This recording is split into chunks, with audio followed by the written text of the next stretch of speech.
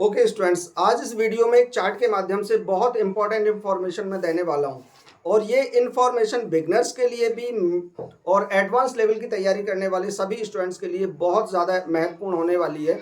और इस इंफॉर्मेशन में आपके बहुत सारे सवालों के जवाब मिलने वाले हैं, जैसे कि केसेस कितने प्रकार के होते हैं, अपने शब्द की अंग्रेजी किस सब्जेक्ट के साथ क्या लगाते हैं, या स्वयं की अंग्रेजी क्या लगाते हैं, माई और माइन में क्या डिफरेंस है, योर एंड योर्स में क्या डिफरेंस है, दाऊ क्या होता है, दाऊ के साथ अपने की अंग्रेजी क्या लेते हैं। चलिए इन सारे सवालों को जानने के लिए चार्ट की इंफॉर्मेशन को हम वन बाय वन करके डीपली स्टडी करते हैं।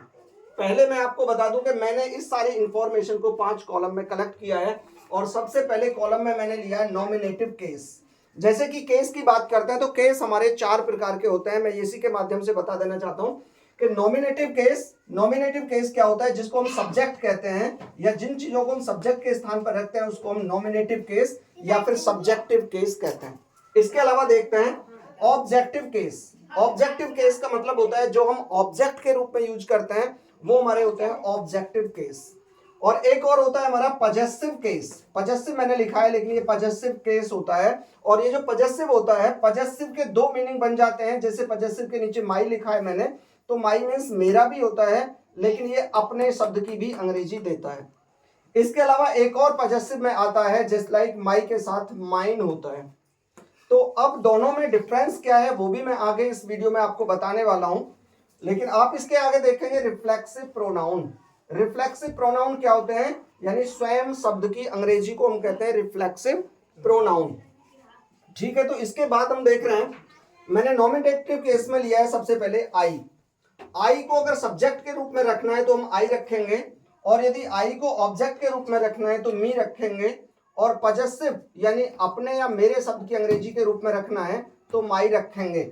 लेकिन अपने या मेरे शब्द के लिए माइन का भी प्रयोग किया जाता है। पहले मैं यहीं पर बता दूं कि माई और माइन में क्या डिफरेंस है। मैं आपको बता दूं सिंपल सी भाषा में, आप समझ लीजिए कि यदि किसी शब्द से अपने या मेरे शब्द के बाद में वो आपको नाउन लेनी है, जस्ट लाइक मेरे पास या यह मेरा मार्कर है, दिस इज माई मार्कर। माई के बाद अगर मार्कर आ रहा है तो उसमें हम माई का प्रयोग करेंगे। लेकिन यदि ऐसा वर्ड यूज किया जाए जहां पर माई यानी मेरा मैं बोल रहा हूं, लेकिन मेरे के बाद में वो चीज ना हो जिसको मैं मेरा कह रहा हूं, जैसे कि यह मार्कर मेरा है, तो हम क्या यूज करेंगे, दिस मार्कर इज माइन। दोबारा मैं एक एग्जांपल से बता दूं, दिस इज माई मार्कर, और माइन कहां यूज करेंगे, this marker is mine.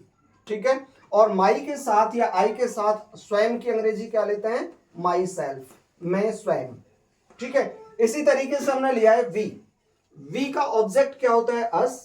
Possessive क्या होता है, अवर। और अवर्स बिल्कुल सेम, जैसे माई के साथ माइन होता है इसी तरह से अवर के साथ अवर्स होता है, अवर सेल्व्स।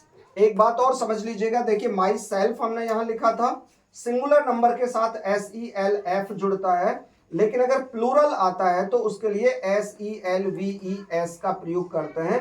तो वी के साथ आवर सेल्व्स हम यूज करते हैं। इसके आगे थर्ड हमने लिया है यू। यू का सब्जेक्ट भी यू होता है, ऑब्जेक्ट भी यू होता है। पजेसिव योर होता है, लेकिन दूसरा वाला पजेसिव योर्स होता है। जस्ट लाइक अगर हम बात कर सकते हैं कि this is your marker, this is your marker. अगर हम ऐसे बोलें दिस मार्कर इज योर्स। ठीक है, मेरे विचार से आप ये चीज समझ पा रहे हैं। अब इसके आगे देखेंगे, जैसे हम अवर सेल्फ लिया था तो यहां पर हम लेते हैं योर सेल्फ भी और योर सेल्व्स भी, यानी योर सेल्फ और योर सेल्व्स दोनों यूज कर लेते हैं योर के साथ। लेकिन कैसे यूज करते हैं इसको भी आप देखेंगे, क्योंकि यू जो वर्ड होता है वो सिंगुलर के लिए भी यूज किया जाता है, मतलब एक व्यक्ति के लिए भी हम यू कहते हैं, और बहुत सारे लोगों के लिए भी हम यू का प्रयोग करते हैं। तो देख रहे हैं कि अगर एक व्यक्ति के लिए योर सेल्फ यूज कर रहे हैं हम तो योर सेल्फ यूज करेंगे, अगर बहुत सारे लोगों के लिए यूज कर रहे हैं स्वयं की अंग्रेजी तो योर सेल्फ्स यूज करेंगे। ठीक है, इसके बाद देखते हैं ही के साथ ऑब्जेक्ट हिम, पजेसिव यानी अपने या उसके की अंग्रेजी हिज, और ये जो आपका दूसरा पजेसिव है उसको भी हम हिज के रूप में लेते हैं और स्वयं की Angrezi himself.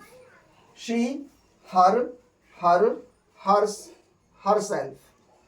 They, them, their, theirs, themselves. Plural के साथ सेल्व्स का प्रयोग किया है। आगे देखेंगे इट, इट भी हमारा पर्सनल प्रोनाउन में आता है। इट, इट, इट्स, इट्स, ये दोनों एक जैसे हैं और ये इटसेल्फ। आगे देखेंगे वन, जैसे कोई के लिए यूज किया जाता है कि किसी को भी अपना वादा निभाना चाहिए, तो क्या आ जाएगा?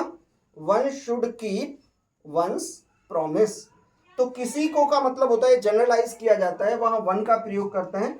सब्जेक्ट वन हो जाएगा, ऑब्जेक्ट भी वन हो जाएगा, लेकिन पजेसिव वंस का प्रयोग करते हैं। One should keep once promise, और ये भी वंस होता है, वन सेल्फ। इसके आगे एक वर्ड और है जो आपने कभी पोयम में सुना होगा, जो अब जनरली अपनी लैंग्वेज में बहुत कम यूज होता है। ये वर्ड होता है दाऊ। बताएं जरा, दाऊ मीन्स क्या होता है? दाऊ मीन्स होता है, ये जो यू है, यू का सिंगुलर होता है दाऊ। मीन्स यू मीन्स होता है तुम और दाऊ मीन्स होता है तुम। पहले यही यूज किया जाता था, दाऊ तू और यू तुम, यानी प्लूरल के लिए यूज होता था। लेकिन अब दाऊ को जनरल लैंग्वेज से हटा दिया है और सिंगुलर और प्लूरल दोनों के लिए ही यू का प्रयोग किया जाता है। तो दाऊ क्या होता है? दाऊ मीन्स तू, दी मीन्स ऑब्जेक्ट के रूप में यूज किया जाता है, यानी तू या तुझे।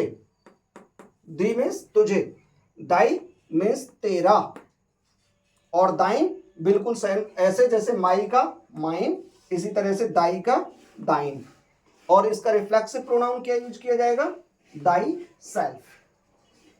मेरे विचार से ये चार्ट की सारी इंफॉर्मेशन आपको समझ में आई होंगी और ये आपके लिए बहुत ज़्यादा इंपॉर्टेंट भी होंगे। एक बार फिर से आप इस वीडियो को दोबारा से आप रिप्ले करके देख सकते हैं, और इनसे रिलेटेड अगर आपकी कोई क्वेरीज है तो आप कमेंट में करके आप मुझे बता सकते हैं।